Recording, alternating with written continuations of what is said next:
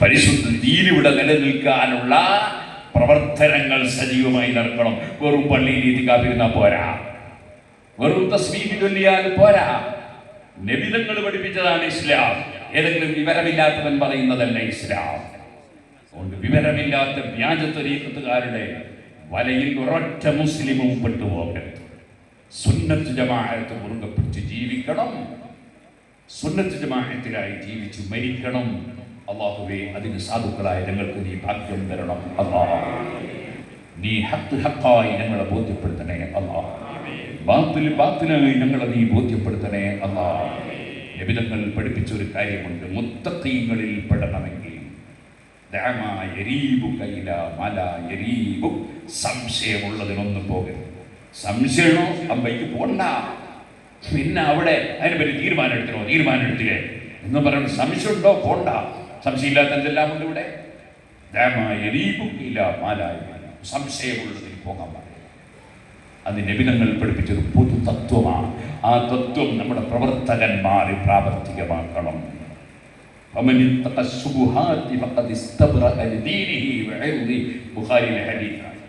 സംശയമുള്ളത് സൂക്ഷിച്ചുകൊണ്ട് ജീവിക്കണം, എന്നാൽ ദീന രക്ഷപ്പെടുത്താൻ കഴിയും.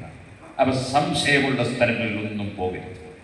നമുക്ക് ഉറപ്പുള്ള എത്ര ഉണ്ട്, ഉറപ്പുള്ള ആളുകൾക്ക് എത്ര പോകാനുണ്ട്, പോയിക്കൂടെ. നമുക്ക് റൈസുൽ അൽമിൻ്റെ അടുത്ത് പോയിക്കൂടെ, സുൽത്താനുൽ അൽമിൻ്റെ അടുത്ത് പോയിക്കൂടെ, അലിബാബയ്ക്ക് തങ്ങളുടെ അടുത്ത് പോയിക്കൂടെ, അതേപോലെ തന്നെ കൊട്ടൂർ ഉസ്താദിൻ്റെ അടുത്ത് പോയിക്കൂടെ, അതേപോലെ മുഹീസുന്ന വന്മൂട് ഉസ്താദിൻ്റെ അടുത്ത് പോയിക്കൂടെ. അത് എത്ര ആലിമീങ്ങളും വലിയ വിവരമുള്ളവർ, എത്ര സാദാത്യങ്ങളൊക്കെ ഉണ്ട്. പിന്നെ എവിടെയെങ്കിലും സുബ്ഹാനല്ലാഹ് എന്തെങ്കിലും ഒന്ന് കേൾക്കുമ്പോഴേക്ക് പായാൻ പോകണം. അങ്ങനെ പാഞ്ഞിട്ടല്ലേ പലരും പിഴവിൽ പെട്ടുപോയത്. ആ പിഴവിൽ പിന്നെ തിരിച്ചു കൊണ്ടുവരാൻ കഴിയുന്നില്ലല്ലോ. അതുകൊണ്ട് വളരെ ഗൗരവത്തിൽ നമ്മുടെ ഈമാൻ നഷ്ടപ്പെട്ടു പോകുന്നതിനെ സംബന്ധിച്ച് നല്ല ബോധം വരണം നമുക്ക്. സുബ്ഹാനല്ലാഹ്, നിങ്ങൾ കൊറോണയാണോ എന്ന് സംശയമുള്ള സ്ഥലത്ത് പോവില്ലല്ലോ. കുഷ്ഠരോഗമാണോ എന്ന് സംശയമുണ്ടെങ്കിൽ കൈ കൊടുക്കൂലല്ലോ. കുഷ്ഠരോഗമാണോ എന്നില്ല, സംശയമുണ്ടെങ്കിൽ നമ്മൾ കൈ കൊടുക്കൂലല്ലോ. അതിനേക്കാൾ കുഷ്ഠരോഗം വന്നാലെന്താ, കൊറോണ വന്നാലെന്താ, എന്ത് വന്നാലെന്താ, മരിക്കുന്നതോടെ പരിഹാരമല്ലേ. അതേസമയത്ത് ഈമാന് കേട് വന്നാൽ മരിക്കുന്നതോടെ പരിഹാരമല്ല.